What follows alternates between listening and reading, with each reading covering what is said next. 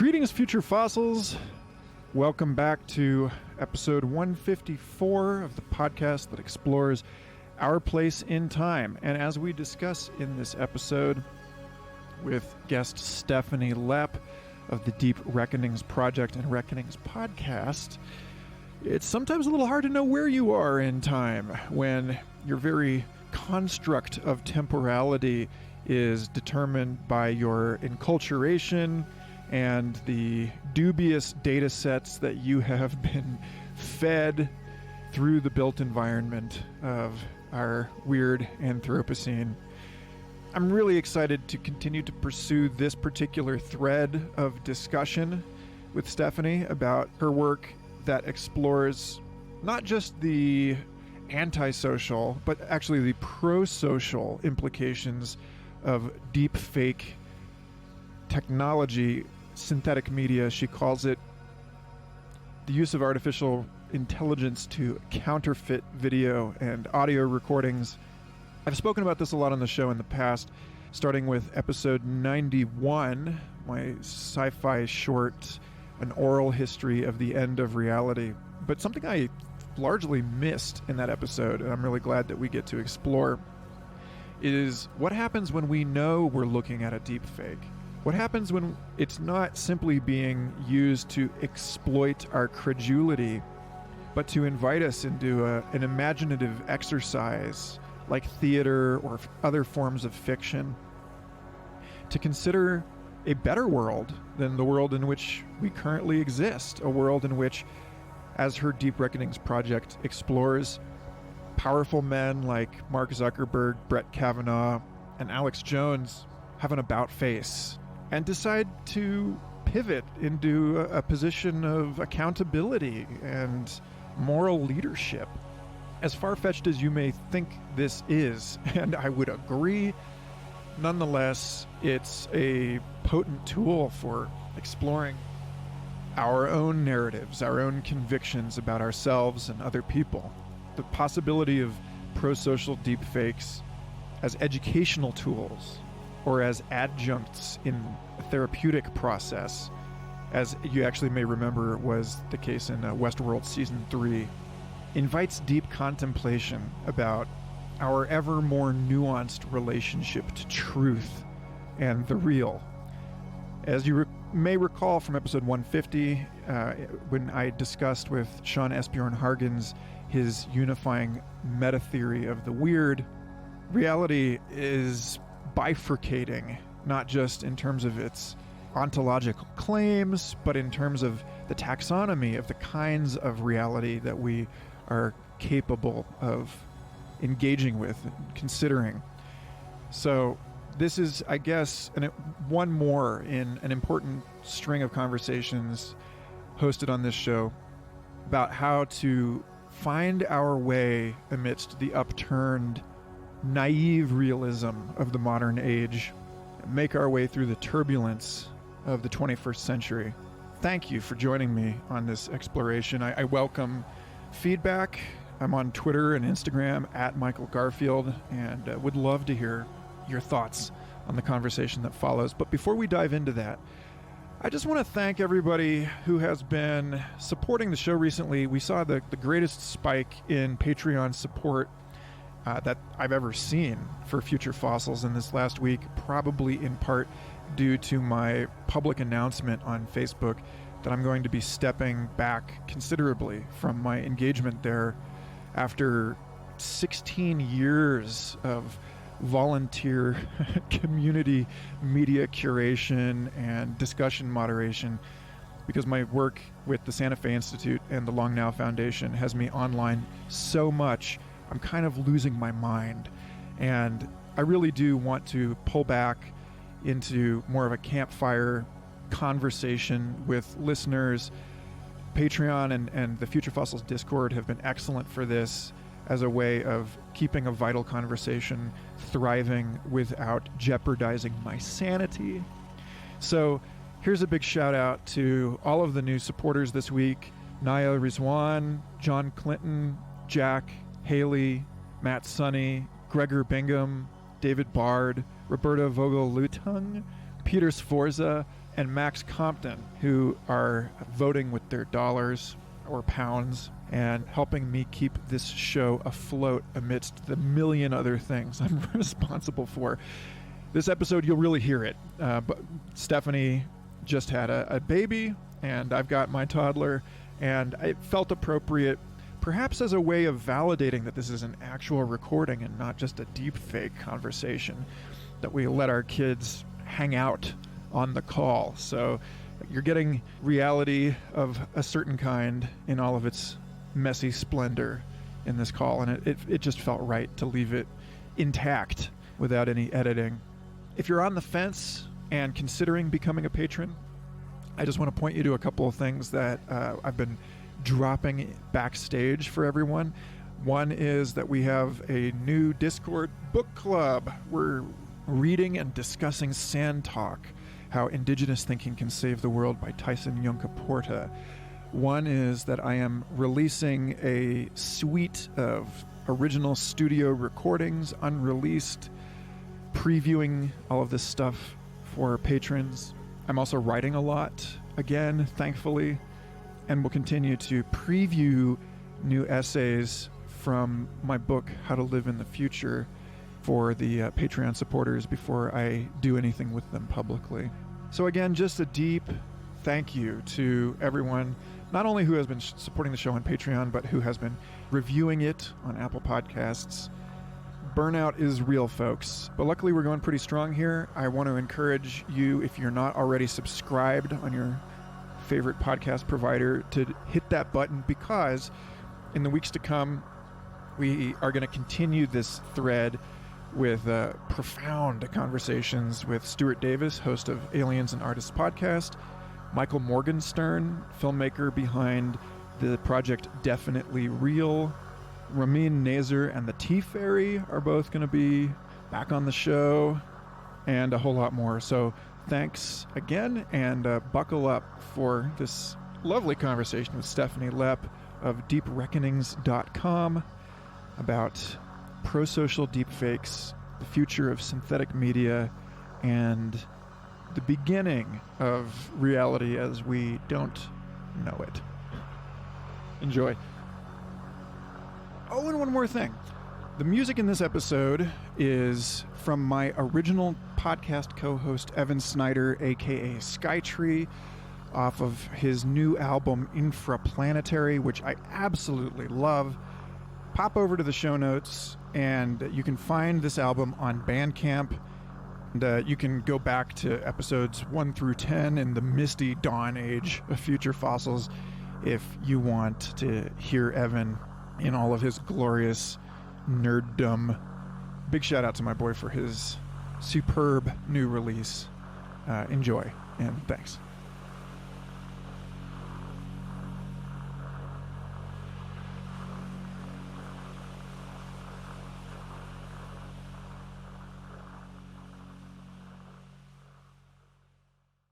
You're right that the sleep deprivation of early childhood parenting is akin to the techniques used by Tibetan dream yogis.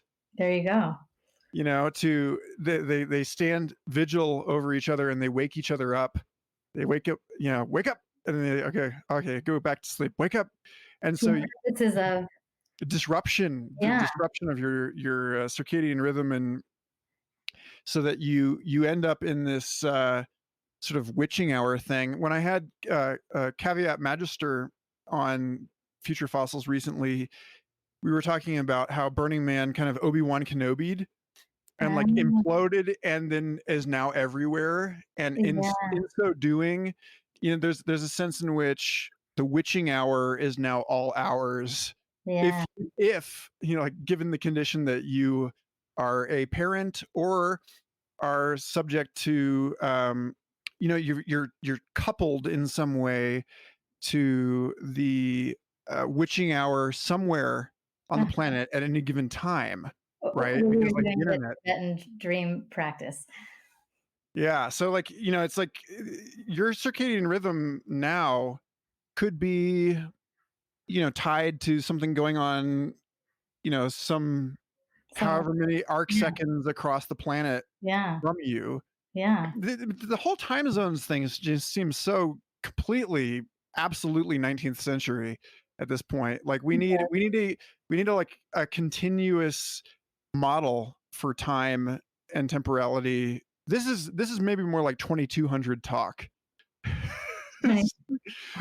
Like we're still trying to get the electrical grid together. Damn it, Michael! Like, but like, we're not ready to, to create a Bernoullian fluid dynamical model for time zones. But that's where my head's at with all this. Well, I guess it's kind of fun to be able to just take a step and feel like there's, believe that there is actually some hello. Hey, Nikki. Stephanie Lepp. Hi, how's it going? Good. Sounds like a cool project. Thank you. And just seeing that, I think, would make me feel better. So, and some of those. Yeah, I've heard from many people they initially didn't want to watch. They were scared to watch it, and then it had kind of like a healing effect.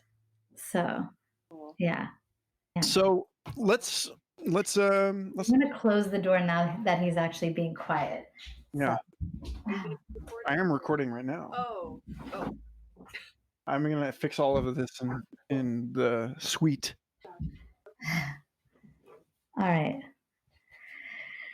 Bon appetit. I'm eating too, so. This is the third time today that I have referenced Terence McKenna's Time Wave and the long-standing debate with my friend Tristan Gulliford about whether or not 2012 was bullshit. About whether or not what?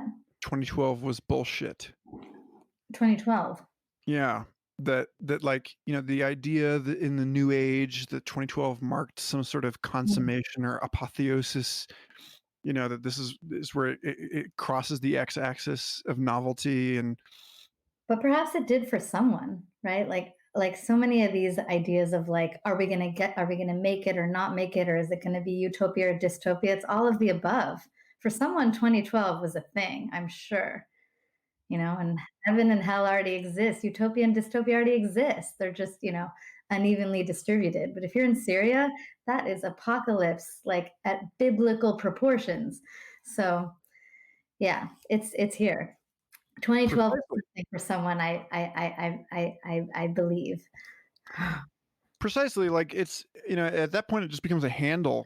It's like, well, yes, or a lens. The question is, what's your 2012? Well, I mean, insofar as the eschaton is everything happening at once, I'd say we have checked that box, that we fulfill that criterion. I rewatched Jurassic World last night. Jurassic World? Yeah, for the first time. I saw it in the theaters in 2015. And I'm feeling very differently about the way that the accelerationist machine has sort of mulched and composted and metaed itself in all of this, that a commentary on a commentary. But anyway, I was thinking I actually want to rewatch The Truman Show. Yeah, there's and also We Live in Public. I don't know if you know that documentary. Yes, that's funny. I kind of actually did something similar once upon a time before I knew about that project. Yeah, which I can describe or not, but yes, We Live in Public. Yes, that was a thing. So your appearance on Future Fossils, which I'm starting to suspect, or hope rather, is like the first of many, is concomitant with this other project, Michael Morgenstern's. Yeah. Definitely Real. Right. Which he's taking a very different approach to seeding the public imagination with these kinds of questions that we haven't even truly asked yet in this conversation. but which you ask so richly and so articulately in your work about deep fakes, about I like the term synthetic media, floating signifiers, trust, accountability. True. I'm going to roll the ball. I'm just going to like tow the ball over to you and take it super easy and just allow you to suggest a place where we should start this. Wow. Well, I just added truth to your list. We could start there. Okay. So I guess the first thing would be to talk a little bit about this project, which I will absolutely encourage everyone, obviously, go watch this stuff, deepreckonings.com. But yeah, talk about what drew you into this corner of the noosphere. Yeah, so it really actually started with Reckonings, which is a podcast I've produced for a couple of years and that really started just with, throughout my early adulthood, I would say, and just having experiences with activism and social change, the question would always come up for me, am I changing anyone's mind? Am I actually moving anyone on climate change or mandatory minimums or whatever issue I happen to be focused on at the time, which then, of course, begs the question, how do people change their hearts and minds? And I started trying to learn about that, but I didn't even know what search term to use. It was like, what am I Googling for? Worldview transformation? Is that even a thing? Like, I know behavioral economics is a thing, but I'm not looking to find out what makes people floss their teeth more often. I'm looking to find out, what moves people in fundamental ways. And so it finally occurred to me, this like loose exploration of mine might be really fun and powerful to manifest in the form of stories as a podcast, like actually talking to people who have made these kinds of transformative change. So that is the genesis of Reckonings, which in every episode tells the story of some, a deeply conservative congressman who made what he would call a spiritual conversion on climate change, or a white supremacist who, managed to transcend a life of hate. It's just an exploration of the question, how do people change? And I would say more specifically, how do people change in ways that scale into broader social and political change? And from the early days of the show, I had this kind of like wish list of guests that I would love to have, like people who, when we think about broad-based social change, we think of like the civil rights movement, like change that has involved hundreds of thousands or even millions of people. But there is also the question of like, who are the fewest number of people?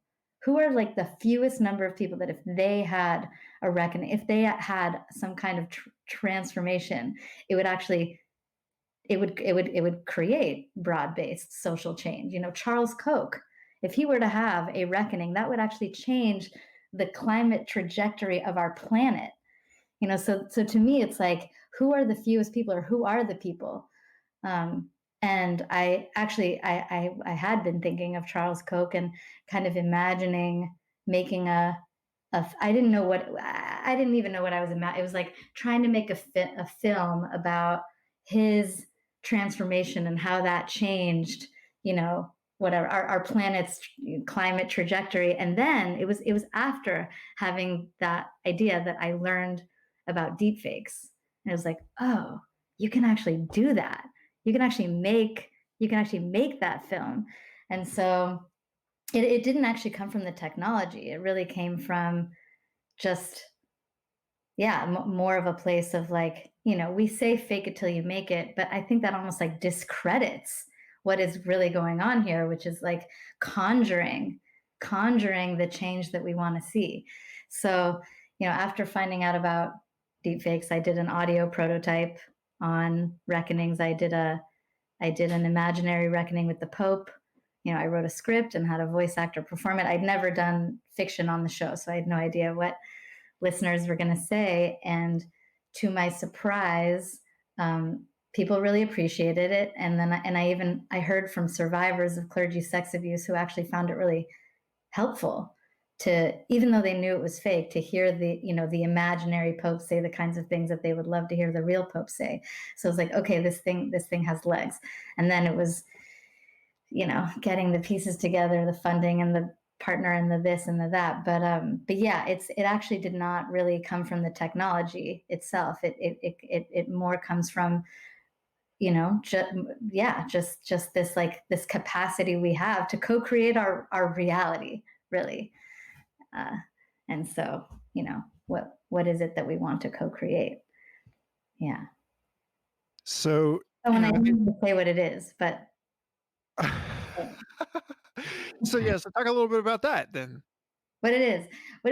Yeah. So it is Brett Kavanaugh, Mark Zuckerberg, Alex Jones having an imaginary reckoning. It's if they were the most morally courageous versions of themselves, what would they say and what would that look like, with the intention of making something that if they were to see it, would make them say, well, now that is hot.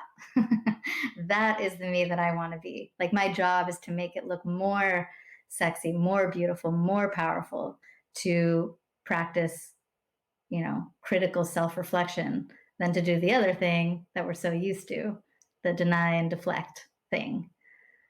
So, yeah. It's interesting in that, when on your statement on the website, when you're talking about this stuff, you explore the different possible pro-social uses of synthetic media in ways that I wasn't considering when I was thinking about this stuff. When I have perhaps lingered for too long on the short story I wrote in 2017 about the psychological consequences of the loss of what Regina Rini calls an epistemic backstop.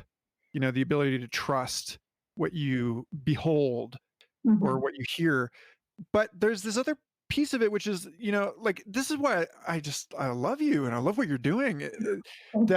That as soon as you draw this technology out of the arena of deception, like counterfeiting and forensics, and into the space of it's a known fabrication, it's convincingly real to all of the parts of the brain for which it matters, but then the top layer is like, but it's fake. Totally. This is fake.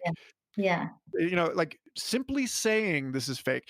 And so that brings it back into the realm that storytelling and theater and all of these other things have always been for us. And at that point, it expands the potential of technology that people are mostly looking at in terms of how ominous and politically catastrophic it could be, into something that's like, all right, well, let's look at how this could be used as a tool for healing. And one of the best examples that I saw in there was, talking about addiction.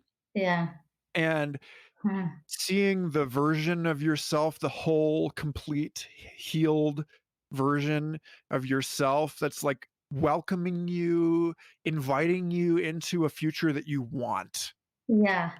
And how you could consent to a therapeutic process in which, this is very Westworld season 3, by the way, where, you are talking to somebody that isn't real, but is still helping you through your process because it's keying into all of, the animal brain kind of components of you, so that, if it walks like a duck and it quacks like a duck.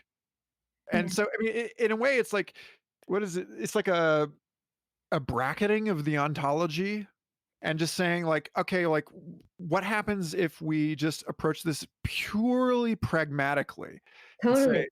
I love the idea that maybe Mark Zuckerberg is going to see this video. He's going to see himself saying this, and he's going to change his mind about something because there's a form of therapy I've talked about on the show before about the mirror, where if you have some sort of somatic trauma on one side of your body, Yeah. and I actually know friends that my friend had this where she sliced a tendon in her arm, and they used a mirror to make her see her sliced arm as though it were her unsliced arm, Right. Right. and Yeah. so her brain repatterned itself to believe Yeah. that she was whole and complete and Yeah. symmetrical. Yes. And so there's something about the mirror neurons and like hacking ourselves through deep fakes. Like, oh my God, I guess this brings me right up to the plank of a question that I'll let you jump from, which is, have you thought about deep faking yourself? And toward what goal ultimately? Like, how are you Yeah. going to bootstrap yourself with this kind of pro-social synthetic media Yeah. wizardry? And your word, by the way, pragmatic, I mean, that's perfect. That's exactly, I mean, I use the word strategic, but the point is like, who do we want to be? And it's not, and it's the question isn't what is the truth, I mean, that's part of it, but there's not an assumption that truth is only an end in itself. It's truth is also a means to an end. What is the end? Who do we want to be? How do we want to be? And how can truth, or sometimes non-truth, I call it purposeful fiction. I don't remember what you just called it. You just called it something else. But yeah, it's how do we craft the stories, whether they are true or not, and when they are not true, that we are aware of that we can know that, but the stories that help us get to where we want to go. So what I would do with myself, and that's my son for everyone. He agrees. I have a vision of, and I don't know exactly how this would work, but of a mirror. Actually, it would be a mirror that, because it sees your face and has seen your face, like, can serve you up you in the past, can serve you up you in the future. But it's like, I mean, and this is starting to get into, yeah, how can AI be used in pro-social ways? But like, basically, it serves you up like who you need to see and what you need to hear in order to keep you tethered to the you that you want to be. It would be, I call it the deep mirror. I don't know if it's possible. I mean, but then again, I didn't know if the Charles Koch thing was possible. So I believe it will be possible. Or maybe already is, but yeah, it's a mirror that basically serves yourself in the past, yourself in the future, and or your grandma, Elon Musk, like whoever it is that you love and admire and need to hear from in order to keep you tethered to your highest self, however you've defined that to be. That's what I would do for myself and for people. There's the guru yoga, right?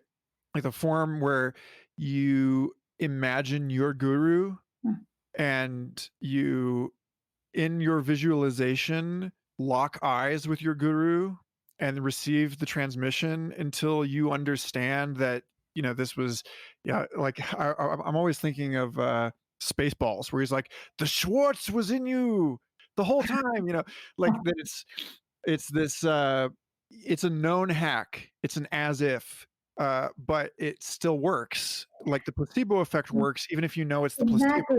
effect. Yes, exactly. And it's actually known as the most underutilized tool in all of medicine.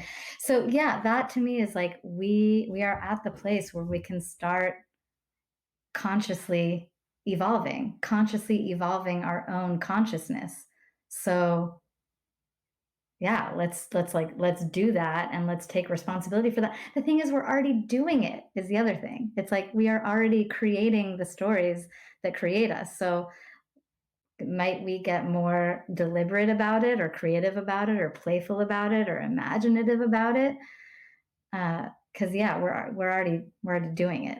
But yeah, there is a pivot here from just like telling the stories as if they are true to like writing the stories, whether they are true or not, based on where we want to go. So, yes, pragmatic or strategic. So I'm curious, get a little sober here for a minute, if it's even possible.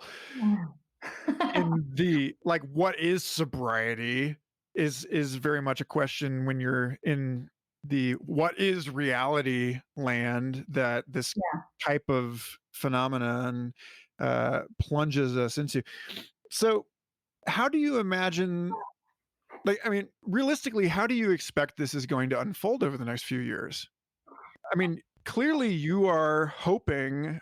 I mean, it's like the whiff that I catch from what you have here is that you seem to be hoping to shift the discourse from purely one about a fear that we don't know what is real anymore to an opportunity to craft stories that we like to believe and that we're willing to meet, that we're willing to like strive for.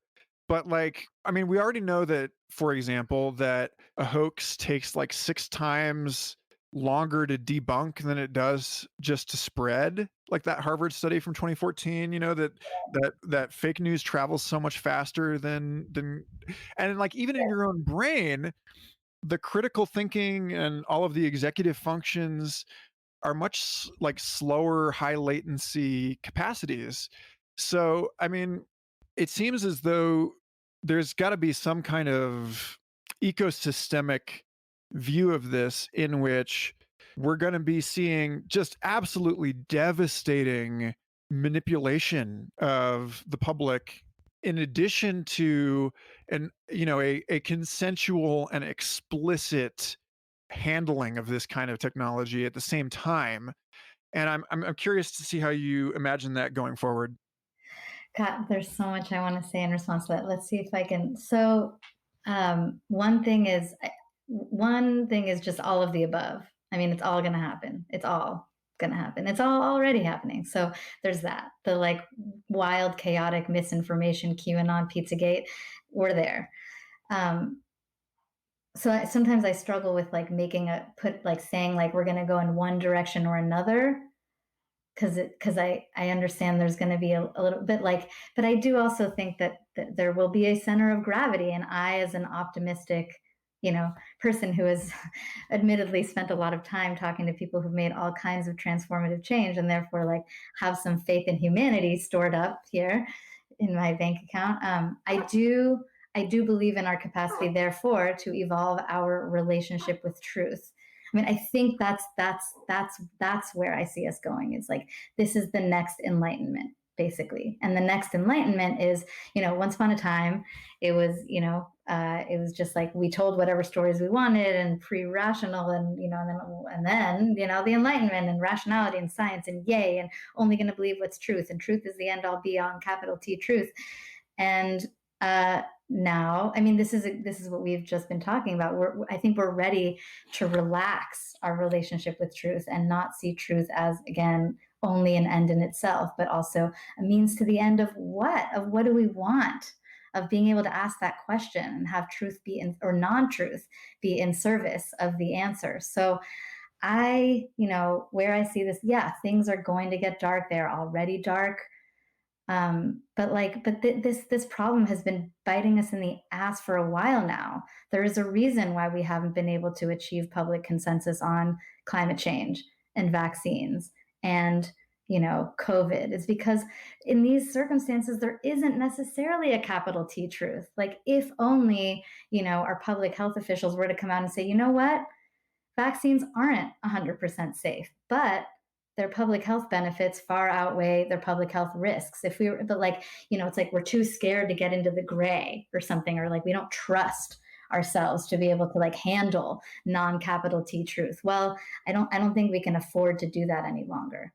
So the like opportunity, the Christ-opportunity is to actually evolve our relationship with truth, which I do believe we are capable of. And I should say, like, the epistemological backstop. It's not that everything is just going to be like maybe, maybe not. Like, there are some things, I don't know what they are, whatever, gravity, whatever. There are some things that like that actually are capital T truth, but not all things. And so I don't know if you ended up getting into post-normal science, but I can like get nerdy for a second and kind of like explain that a little bit. Okay, so so post-normal science is a framework for basically for building public consensus around scientific issues. So when uncertainty and or stakes are low, like I don't know, like I just said gravity, or like how much hair is on an insect, I don't know, like something about which there is like little uncertainty and low stakes, applied science is all good. Like scientists can just like do their peer-reviewed thing in their ivory tower, and we will trust the results. As stakes and or uncertainty get higher, that's when you end up in what's called professional consultancy, which just means you have to include non-scientist experts like engineers or doctors in order for the public to trust, the results. But once uncertainty and or stakes get high, that is when you're in post-normal territory, and you actually need to involve the public in producing the science, whether that means like coming up with hypotheses or, collecting the data, whatever it is, in order for them to trust the results. And right now, stakes are high on like everything. It's like this wild, like even if uncertainty is low, which it's not for COVID or climate change or or vaccines, like even if uncertainty is low, as long as the stakes are high, the public need to be meaningfully engaged, which I mean, is something that scientists and journalists and truth makers like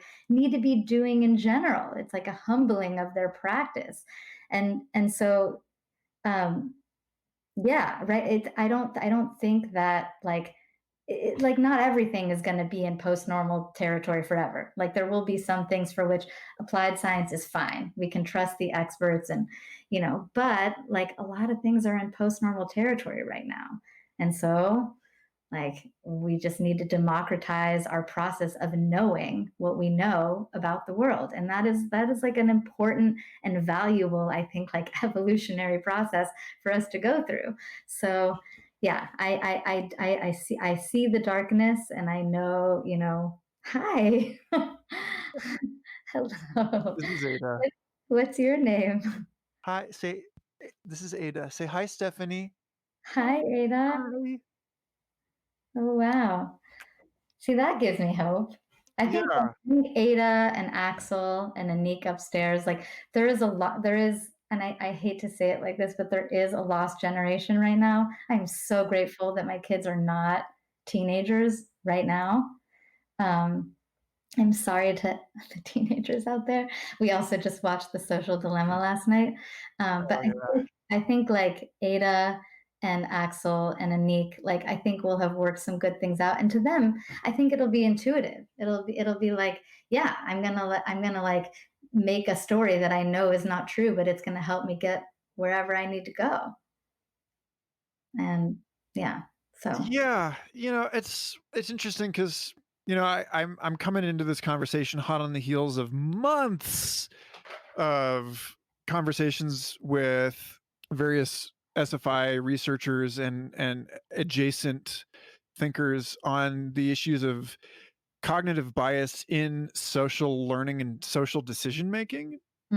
And how, like, for example, like your post-normal thing, this is actually great. I wish that I had more time to dig into that particular piece of it, and maybe we can tab that for another conversation too. But like, for example, everyone who listens to this show on a regular basis knows that the philosophy of science is like my complete oh, really? home ground, like my terrain, like, yeah. And that I tend to, depending on the day, I feel like I tend to be like, oh, it's all epistemological. And then I'm like, no, it's all ontological. And then I'm like, this is bullshit language. None of this, like, this is all just monkey insufficiency to describe the what is the truly real. And I think that's the fair, that's the fair ground. But at any rate, in speaking with complex system scientists, I feel like I have been bolstered in my understanding of how each of us is running these unconscious calculations all the time about whether it's more important to believe what is true or to agree, or like whether it's more important to agree with people or whether it is more important to seek an objective reality, even if it were to alienate you from your social support network. But doesn't it depend on the goal? Like this is the thing with like I don't know, so many things, like okay, gender, so does it exist, so, or race, and but the beauty here is that we don't actually have to choose. We can decide race exists or treat race as if it exists for purposes of affirmative action, and then decide it doesn't exist if we want to just like feel into our shared humanity, right? Like we can decide gender exist, or well, you know, sure. It's similarly, we can decide gender exists for purposes of like gender equity, you know, and then we can just like totally release our grasp on it for purposes of allowing people to just like express their gender in however way they want to. Like that's the beauty of like we don't have to choose ontological or epistemological, or it's just like under which circumstances does which way of believing serve us, and we will find that some ways are more right than others, or are more applicable to more circumstances than others. But thank God we've given birth to so many of them, because now we can use different ones when we need to. I mean, that's a very integral way to think about it. But that is where I come from. and that is a very wholesome and alluring vision of possibility as far as like what we're capable of socially. But I mean, you and I are living in a complete shit show right now. Yes. So I mean, how do you see us actually getting there? Well, so that's also, I mean, this again, it's like I've spent my time talking to people who, this is what happens once you make one pendulum swing. Once you go from 180 to, or zero, whatever, to 180 degrees in the opposite direction, and if you've done that more than once, then you're like, whoa, there's actually 360 degrees in this circle, or maybe this circle is a sphere, or maybe, and because once you then you can start to use your word again, pragmatic. And so to me, like, how do we get there? I mean, I when it comes to reckonings, it's not like I'm like pro people changing in some direction that I want them to. What I'm pro is pro critical self-reflection as what allows you to go from the 180 degrees to like, oh wait, there's a circle, oh wait, there's a sphere, oh wait, wow, I can consciously like direct my own consciousness in order to serve me and serve others. So yeah, I mean, what gets us? Yeah, I'm a fan of critical self-reflection as a critical ingredient. Yeah. Do you think anybody? I mean, I know that you, when you broke your story, and we should probably talk a little bit about that, like the way that you actually launched this project, in the media sphere, and the response that it got, because I think the response was interesting, and like the number of people who voiced their objections was kind of an item of discussion in its own regard. Yeah, I knew the heat was going to come from all the directions. It was going to be like, he didn't do anything wrong, all the way to he doesn't deserve to have his apology written for him, all the way to like this technology is inherently evil and should never be used for anything. What I think I was less, so I expected that. And I guess what's a little ironic about that is that I don't consider myself to be like trying to like ruffle feathers or like do something super provocative. Like what's provocative about it is that it actually challenges us to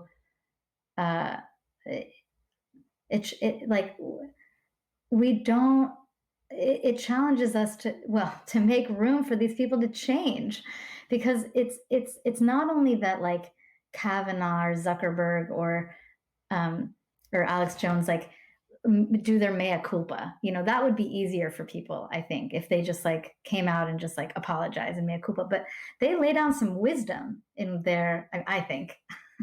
They actually say it's not only like they're having an apology, they're actually taking some leadership, and they have some courage. And what's hard about that is not only does that mean we have to be the kinds of people that let them apologize. We have to be the kinds of people that actually let them like be heroes or be leaders or become like allies on these issues that we have that they have been our enemies on. And so I don't think I expected that to be, I think that is like the biggest holdup for people, is like I can like make enough room. I can definitely make enough room to criticize them. I can definitely make enough room to write all of them. I can like maybe make room for them to apologize, but I'm not going to make room for them to like look good or say something wise or like for Kavanaugh to become like any kind of leader on women's issues. So yeah, it's subversive in that way. But it's like, if you believe in collective liberation, then even the tyrant must be freed. Then we have to we have to not just let these people change, but actually let them grow to become admirable. So yeah, this putting this work out there. I knew the heat was coming from all directions, but yeah, it's like it's almost more a testament to like where we're at culturally, that's kind of like what's the hardest for us, is to let these people like exhibit leadership or courage. So we've spent the entirety of this conversation, arguably anyway, on what could be, like the future of what could be, what we can grow into. But one of the little I don't know, Aikido moves of this podcast, generally speaking, is to confound the linearity of future and past. And Deepfakes does this really well. That sleep deprivation. Say what? As the sleep deprivation. Yeah. Yes. Yeah. So, you get into these, I to just continue to ring this bell, I get into the experiences that I've had, deep psychedelic experiences in which my memory of the past is plural. Like literally remembering different histories of my own life. Oh, wow. And having to like talk this out, be like, did this happen or did this not? And, there's an extraordinary essay that my friend Michelle Shevin, who was on the show in episode 101, sent me a while back, that has completely colored my thinking on what we're living through right now. W.J.T. Mitchell's The Work of Art in the Age of Biocybernetic Reproduction, which is obviously, it's based on Walter Benjamin's The Work of Art in the Age of Mechanical Reproduction. But it's about this kind of thing of the mutability, the metamorphic nature of what we're living through here, and the fact that these things all take on lives of their own. I guess what I'm wondering is, to the degree that it empowers us to choose our own story moving forward, that implies or like requires us to modify our understanding of where we have come from. also. Hmm. Like to the extent that we insist on reducing this to like a one-dimensional linear equation, Yeah. that there is, we're like now is the fulcrum of that, or the past and future are the like membrane limits on the bubble in which the present exists, Uh-huh. that you roll the ball one way and the other side moves too, Right. right? So what do you think is going to change about our understanding of our own history in our uptake of this? I mean, I guess there's one thing I wrote on the site that I want to reference that well, it's basically, so Ethan Nichtern, he's a Buddhist teacher. He talks about the practice of visualization, and as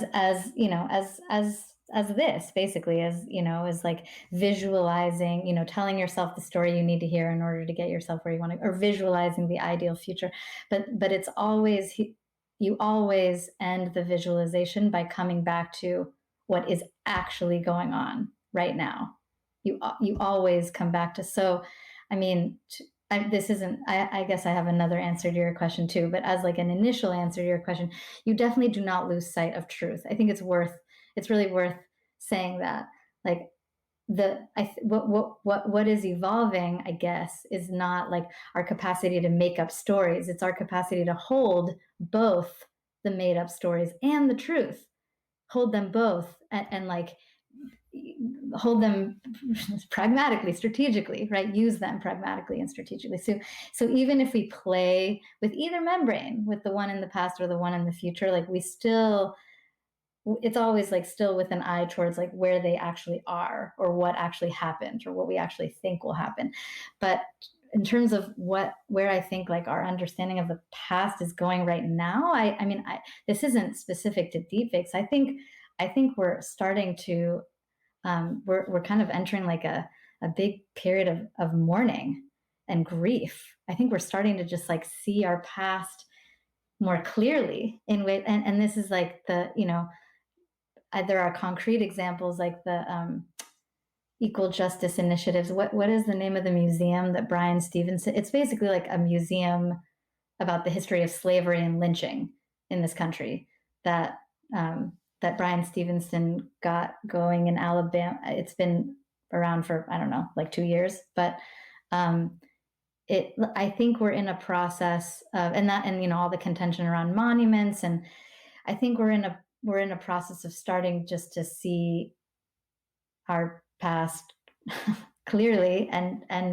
it's hard. We don't want to see this about ourselves, which is why there's a lot that's coming up. But I think we're going to need help seeing it and like holding it. But that's kind of what I see as far as what we're seeing about our past these days, is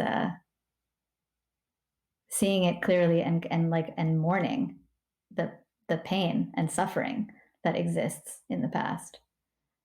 Well, I mean, no conversation about a post-truth era would be complete without an abyss stare into the philosophy of, the people that put like Trump and Putin into power in the first place, that are just like, well, there is nothing is real. Yeah. This, kind of nihilism flirtation of, the spectacle of postmodernity, blah, blah, blah, such that you get to choose. And, like I started the Future Fossils book club with Blind Sight by Peter Watts, which talks about in, I guess, 70 or so years from now, there being a heaven where people go as they're starting to age out, they're on the verge of death, and their bodies are put into a kind of hibernation, and then they live in virtual reality, and they're able to control the virtual reality and allow it to be what it is they wish it to be.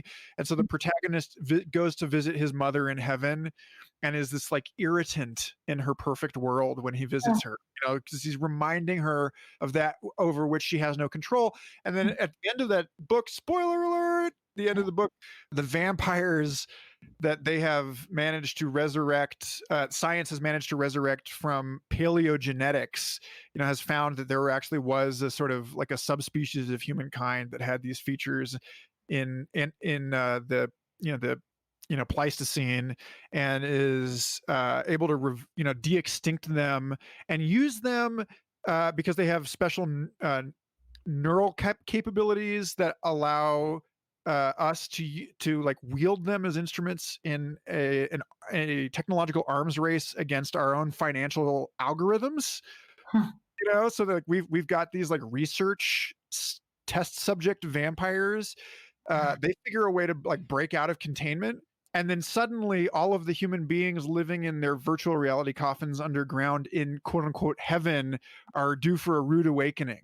Because like the final scene of this, it's not, there's more books in this series, but like the final scene of that book is of like, whoop, well, I guess everybody who thought they were just going to be like quietly interred forever in their like happy place is going to wake up to, and this, I mean, to make it much more mundane, I remember a few years ago hearing unabashed technocrats Parag and Ayesha Khanna in an interview talking about using augmented reality to block out the homeless. Yeah, I've heard that too. Yeah.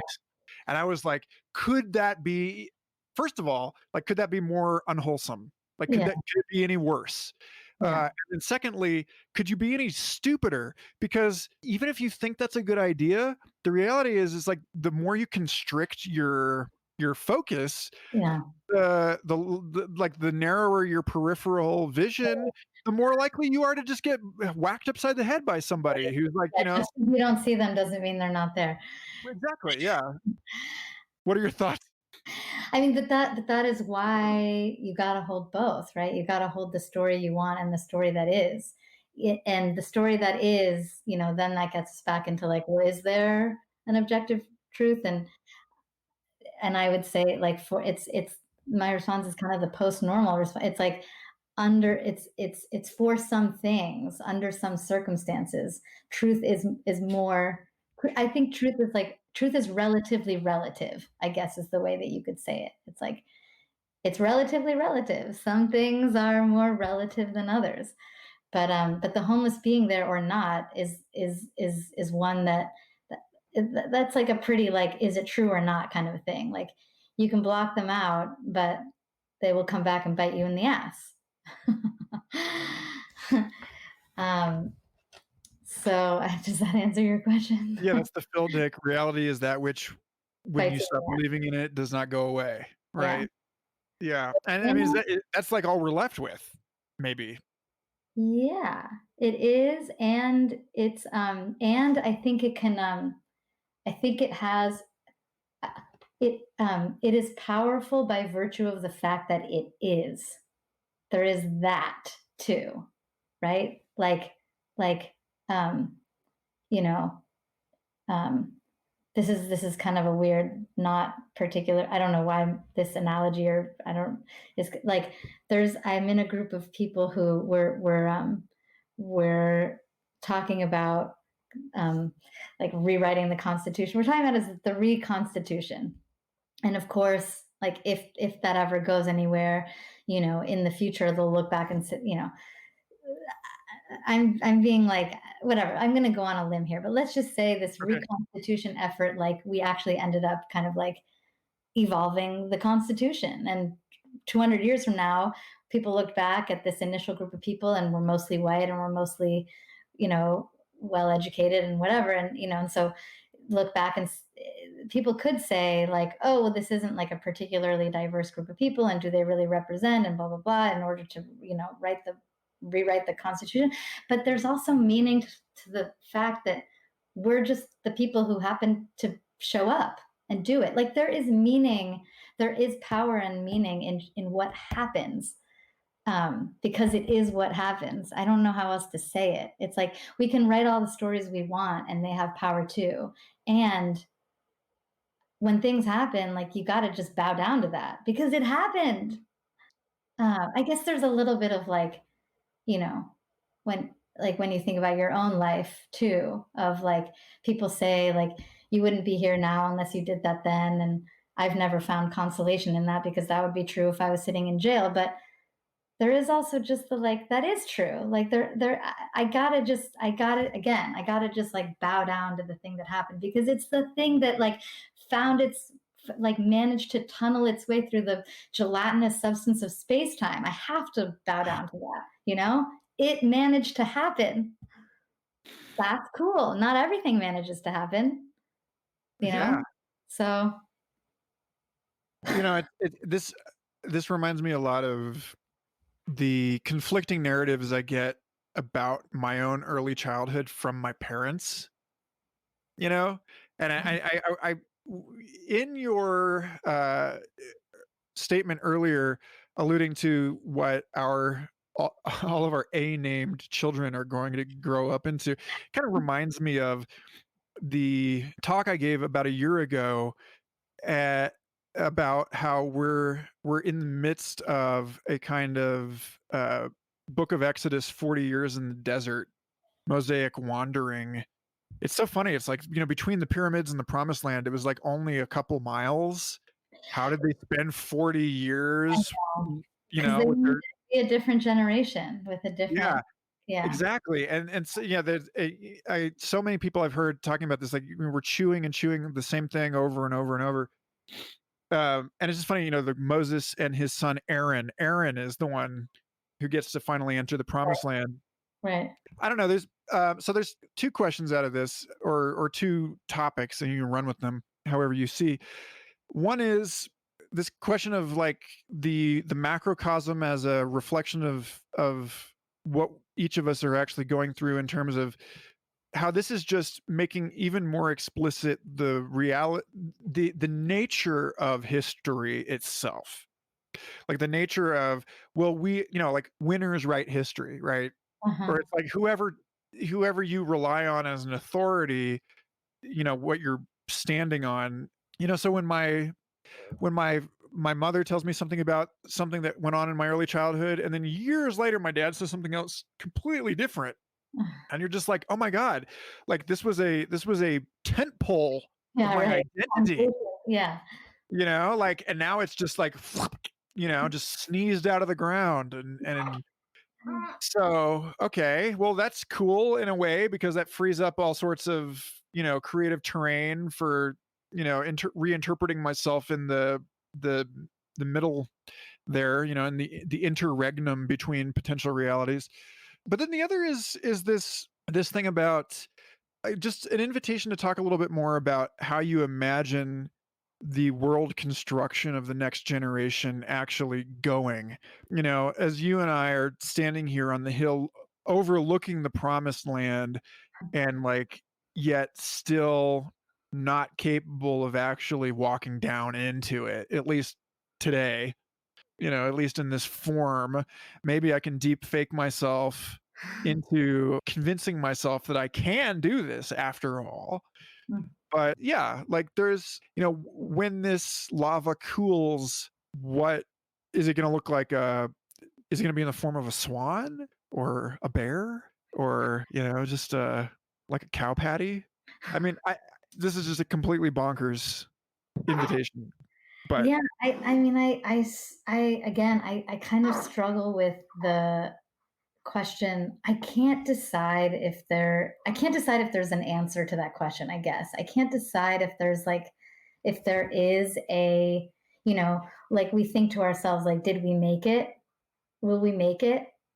Is there a yes or no answer to that question? I don't actually know. Like, is there like, what if some of us do and some of us don't? Does that mean there's an answer? Like, I can't decide if there's an answer to that question.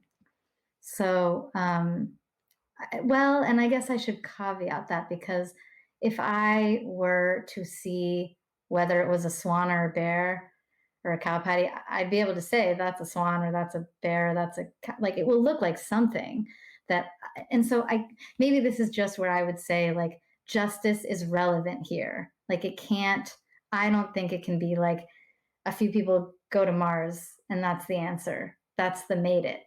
That isn't, like, what qualifies as making it. I do think that Yeah, I mean, I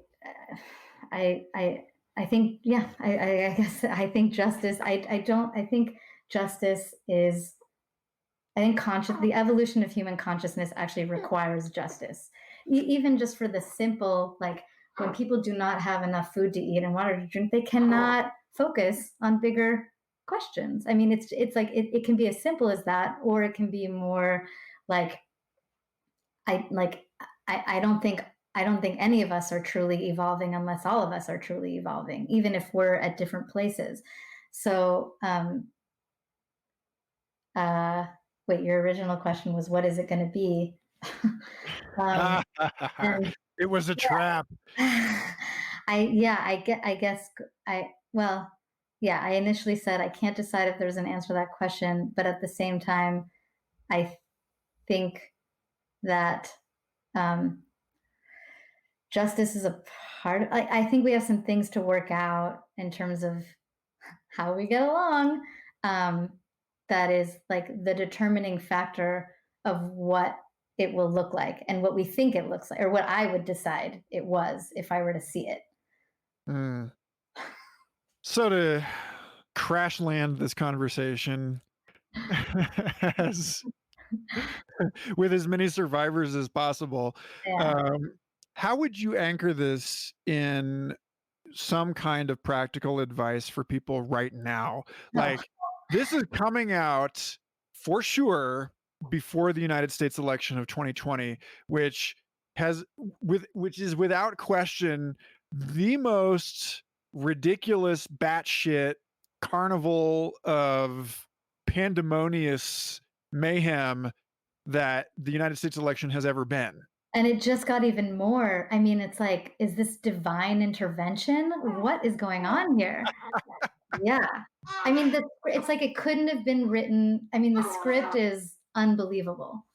Right. Yeah. So, if you're going to give some like reality navigation advice to somebody caught up in this riptide, normally I'm asking guests to like speak to or on behalf of the digital archaeologists in 100 years. Hi guys, that's great, but right now I think what I'd like to do is be like, all right, so what is your pronouncement for the folks that are actually listening to this episode? Yeah, that's a crash landing. I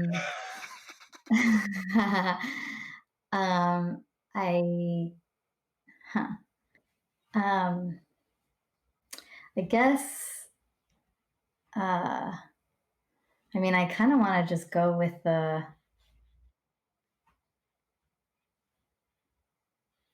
what would it look like? I guess, yeah, I'm wanting to go with the actual intention of the project we started talking about, Deep Reckonings. Like, what would it look like to make room for your so-called enemies to become your allies? I mean, that just is that's such a blasphemous, but what would it look like? What would it look like for you to rather heal than win? Or what would it look like for you? Because there's always the question of like, what's next? Then what? I mean, if we like beat the other side, it's like, well, then what? I mean, it's going to look different for different people. And maybe here's a practical, I'll try to make it practical. So do an experiment in your life today, whenever you're listening to this, and it can be with anyone. It can be with your partner. It can be with someone you don't interact with, who's in the news, who you have a reaction to. But do one experiment where you treat them or think of them or engage with them as if they have the capacity to, be your ally or impress you or be a source of admiration for you or advise you or teach you something. I mean, the question that I asked with these scripts is what would like, and this is going to sound super patronizing. If they heard this, they would not be interested in this. If Mark Zuckerberg or Brett Kavanaugh or Alex Jones, but what does the healed version of them have to teach us? So do an experiment today with someone where you treat them or think of them or interact with them as if they have something to teach you, and learn whatever that thing is. Yeah. So, okay. Final thing here. You likely have seen one, if not both, of the following media objects. One is the meme of breaking live Fox News, bearded Donald Trump saying LSD saved my life. I was a boorish loon until I had the psychedelic experience. It's like a couple years old. And then there's also Stella SG, a visionary artist, who did this awesome painting of Donald Trump going on an ayahuasca ceremony. Yeah. You know, the divine moments of Trump painting. I feel like and Putin is in one of them, or yeah, he was there like smoking 5-MeO with Putin or something. So like there's this, I feel like I'm actually kind of pleased to see when I saw the Democratic National Convention, I was really relieved. It did my heart good to see all of these people who, I mean, even if it was just a performance, to see them all make the token effort to step up and say, okay, our acrimony is over and we all support this guy. And the fact that, yeah, like Kamala Harris sure did like screw a lot of people over, and Joe Biden kind of, you know, like spearheaded the Rave Act, you know, but like we're willing to put that behind us because everybody gets a chance to be redeemed, and this is what we're looking for. And so far, I'm not seeing that kind of thing with Donald Trump. I mean, it's like people are really just like over it. Like I'm going to move to Canada or Portugal or New Zealand. Yeah. Or they're like they really are just like in the church of, you know, this guy has got it. Or they have this like cynical attitude about it. Like, I don't like him, but we need to burn the whole thing down. Right. So to take your own invitation, and maybe we don't even answer this in this episode, but like, I don't know how long it takes to make one of these, but like maybe if you're into it, we could make a Trump one before the election. Yeah. Because that feels desperately necessary, and I'd love to hear you sketch that out here. That's the most common request I get. The reason I didn't do him, and I also want to specify, I'm not all like peace, love, you know, compassion. It's like, this is another case in which we don't actually have to choose between consequences and compassion, right? It's like people should endure the consequences appropriate to their actions, and we should create opportunities for them to change and grow for their sake and all of ours. You know, just because someone is sitting in jail doesn't mean they can't participate in a restorative justice process. They can, you know, like they can serve their jail time and work to repair the harm they cause. So anyway, just so you know, I'm not just like forgive. It's all of it. But so the Trump, the reason I didn't do him is because this isn't only entertainment. This isn't only like to watch something cool. Like, I have an agenda here, and I actually want to do people for whom there's a prayer.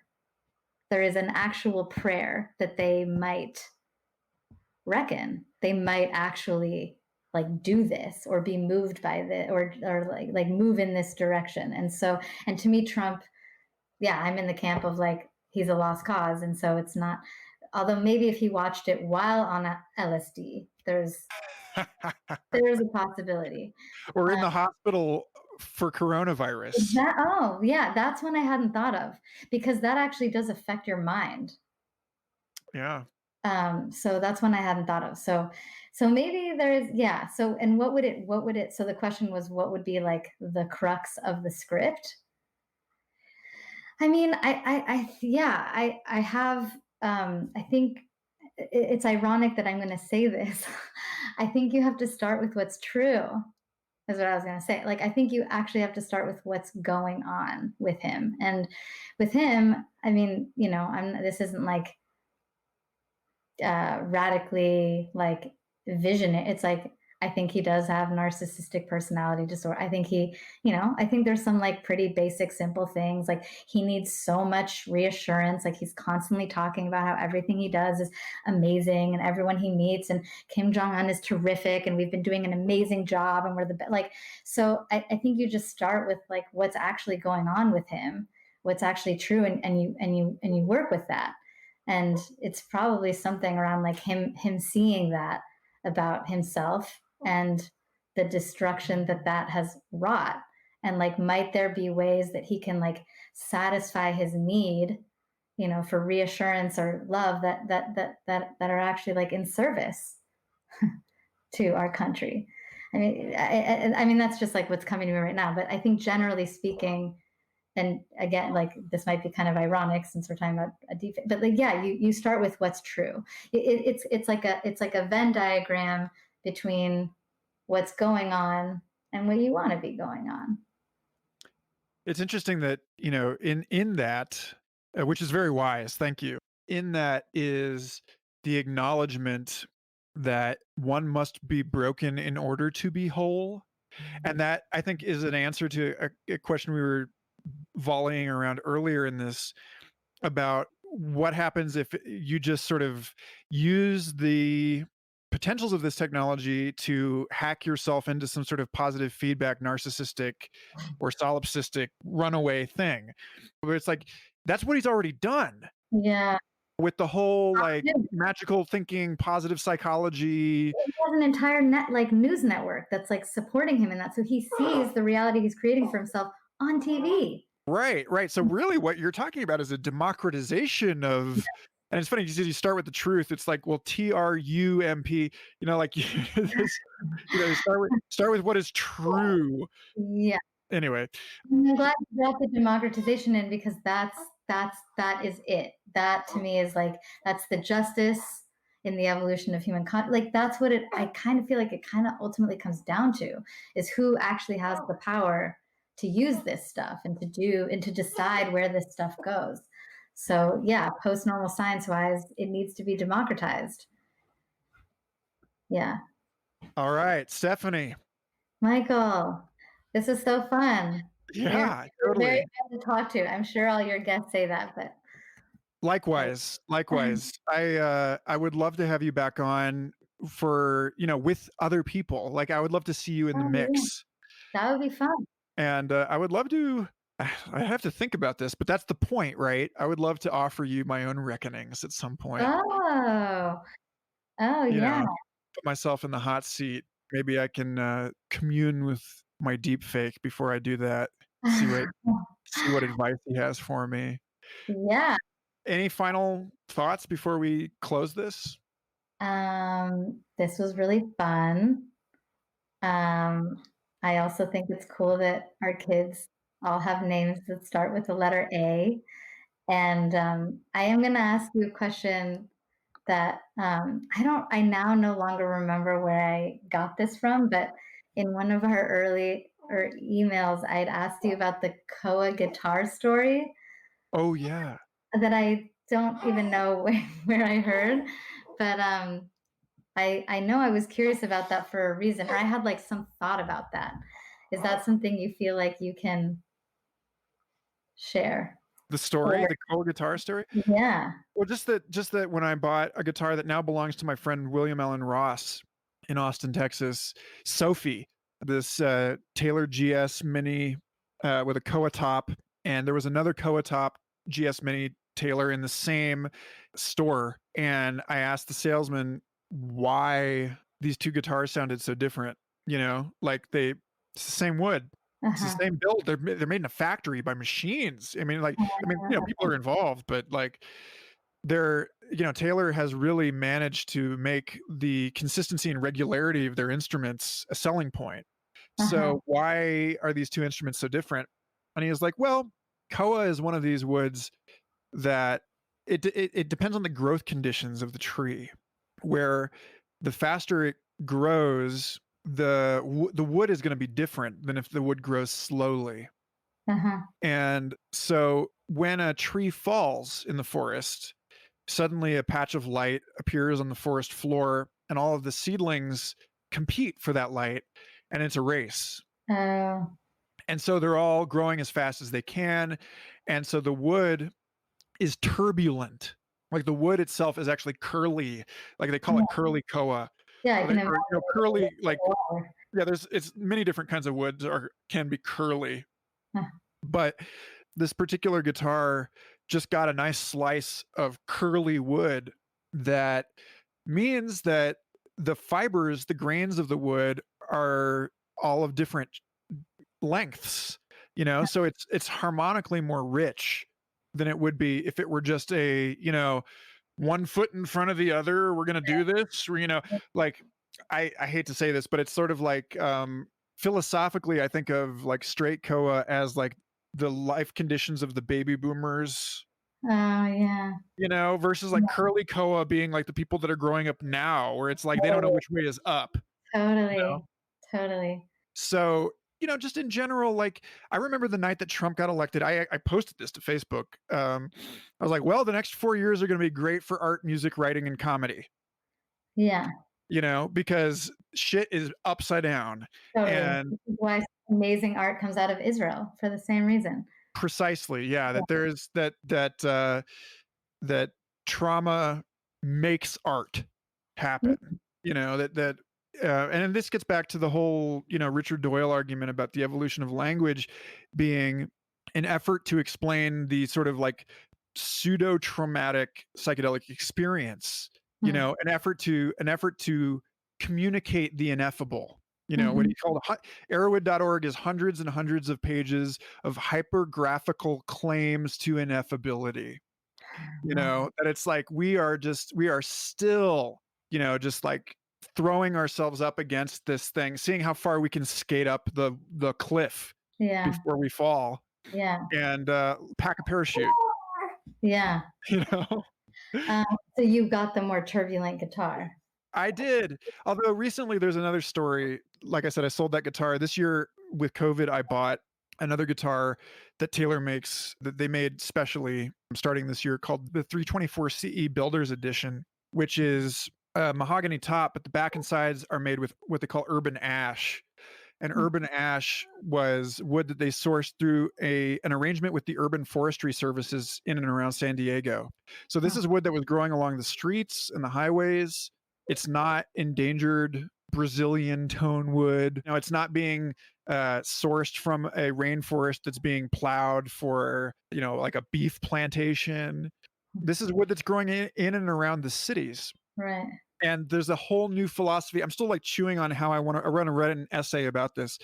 But the idea that this is a sea change, this guitar that I now have, Maeve, is a representative of a completely new philosophy of what it means to build an instrument and how we regard resources and how we think about resources. I'm going to put a pin in this for listeners, because I know that I'm going to get a chance to talk to Nick Brycewicz of Long Now Foundation about his critiques of resource thinking broadly. Like he wants a world in which resource thinking isn't really a thing anymore. And there's good reasons for that. I agree.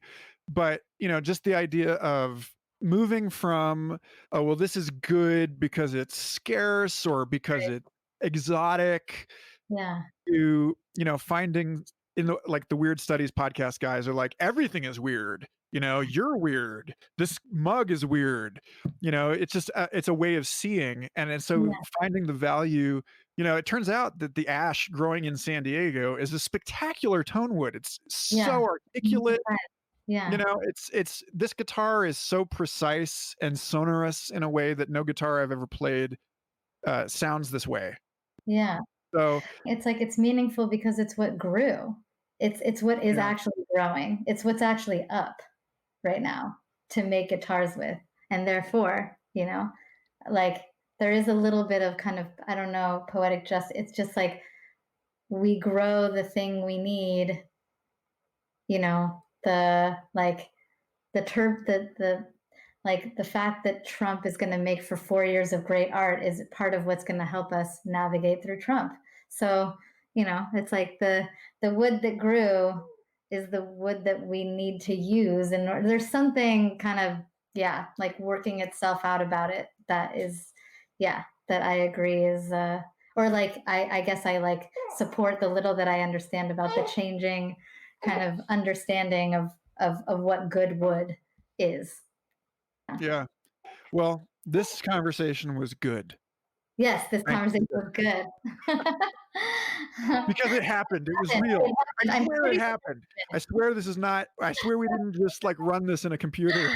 I mean, even if we saw the recording of it, would that be evidence? Not necessarily. So No, Oscar Sharp wanted me to host a conversation with GPT-3 this fall.